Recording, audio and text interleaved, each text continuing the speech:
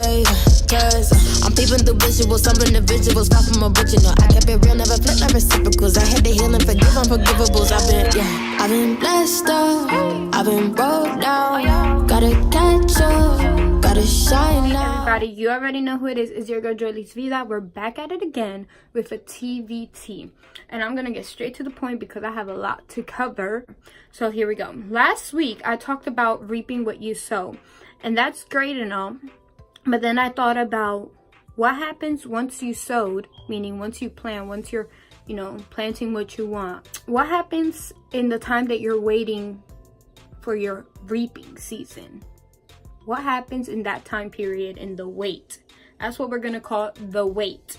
The wait for your miracles, the wait for your breakthrough, and the wait for your blessing. Galatians 6:9 says, "Do not grow weary in doing what is good, for in due time you will reap your harvest if you do not give up."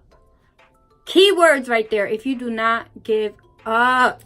So that is a verse assuring you that you will reap, but you cannot give up.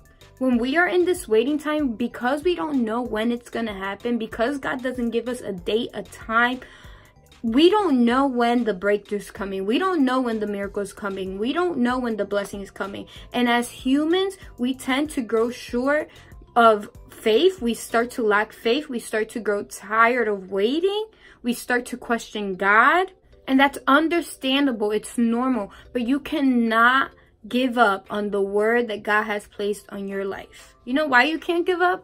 You can't give up because you don't know when the breakthrough is coming. The breakthrough could literally be around the corner. The wait could be literally seconds from ending. But if you give up, boom, you waited for nothing. Without realizing, many times, our natural tendencies as human beings lead us to give up on something that God is about to deliver. And when I talk about this, one story comes to my mind time and time again. Every time I think about giving up, one story comes to my mind.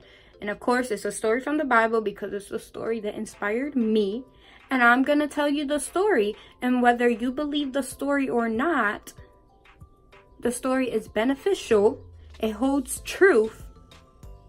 And you can apply it to your life. Okay? So this story is about a man named Mephibosheth. Mephibosheth, his name literally means mouth of shame. Why is this? Mephibosheth, when he was 5 years old, he had like a nanny or whatever. I guess they was bougie. And something happened with his grandfather and his father where they called the nanny. It was like an emergency and the nanny went running with Mephibosheth and she tripped. She was tripping. And he fell and he became paralyzed from his legs. So Mephibosheth was sent to this town called Lodabar. Lodabar means a place of no pasture, a place of no word. It was a place where nothing good could come from. It was a desolated place. So this man, who was because of somebody else's mistakes, crippled and hurt, was sent to a place of desolation, was sent to a place where nothing good could come from. Doesn't that sound like a lot of situations in our life, because of somebody else's mistakes, because of somebody else hurting us, that we end up hurt and we end up casted out and we end up in a place where we feel like nothing good could come from, where we're marked and we're criticized? In that place, God took Mephibosheth from that place and he sent somebody to bless Mephibosheth. After years of being in the same condition in that waiting period, his breakthrough finally happened. In 2 Samuel 9:7, it describes the meeting that Mephibosheth had with King David. Mephibosheth humbled himself before the king, and the king told him, "Don't be afraid."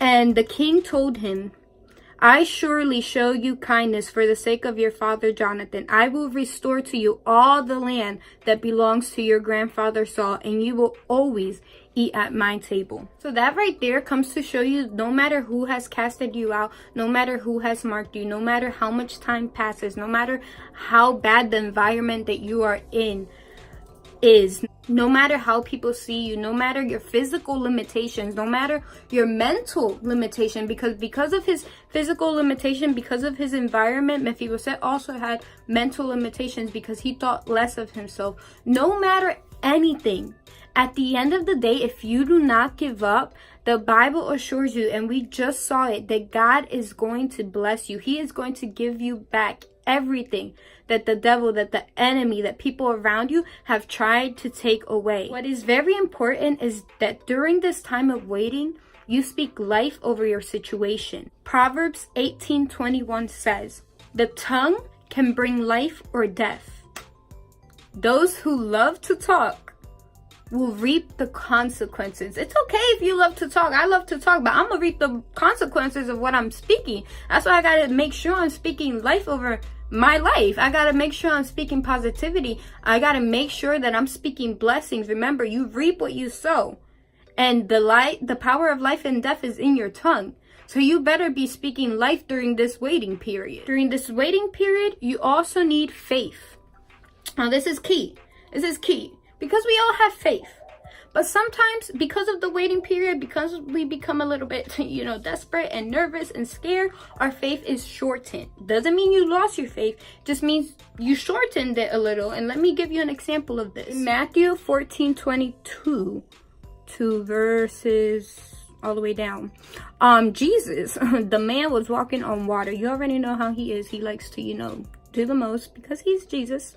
He was walking on water and Peter saw him. "Come," he said. Then Peter got out of the boat, walked on water, and came toward Jesus. This man had faith. But when he saw the wind, he was afraid and began to sink and cried out, "Lord, save me." Like, I need you. Immediately, Jesus reached out his hand and caught him. "You of little faith," he said. "Why did you doubt?" You're not about to tell me that Peter had no faith. He clearly had faith if he decided to walk out of the boat and he started walking on the water. Whether you believe this story or not, it's the principle. It's the principle that you need to have faith. Sometimes we have faith, and the problem isn't the lacking of faith.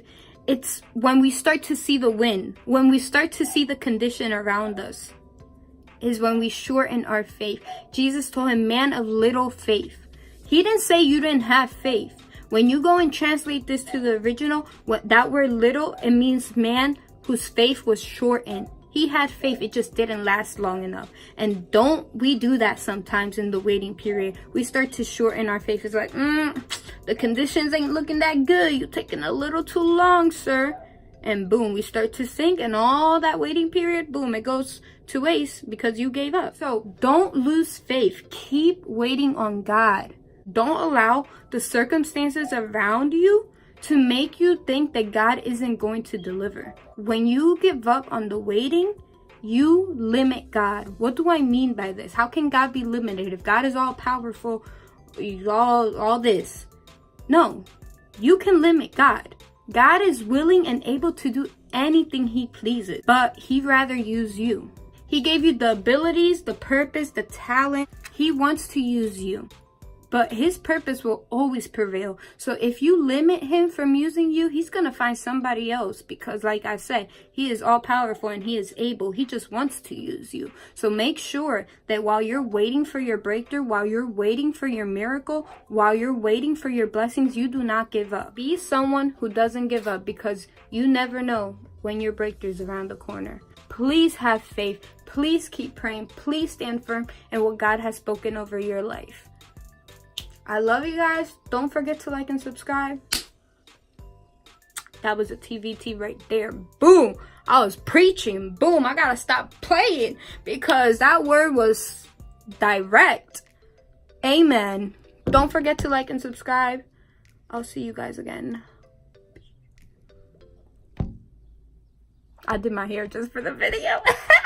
Okay, bye.